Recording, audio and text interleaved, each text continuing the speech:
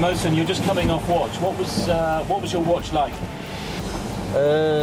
Very tough and big waves and strong wind, about 57 knots wind.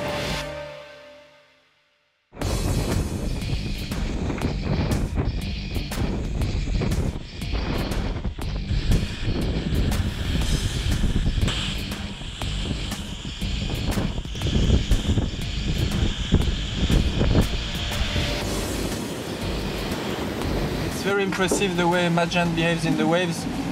It feels very safe. Sometimes the waves are coming from the side and we could get some big hill. Yeah. It's always very soft when the boat goes back.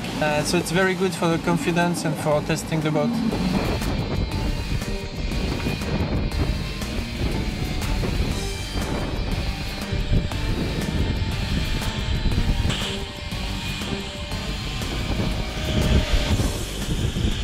Center of the low is very close to us, so soon, in a few hours, the wind should shift, but then it will be very hard. The sea state will be hard because the wind is coming from there, and a few hours with a big sea state, like 6 meters, I would say, easy.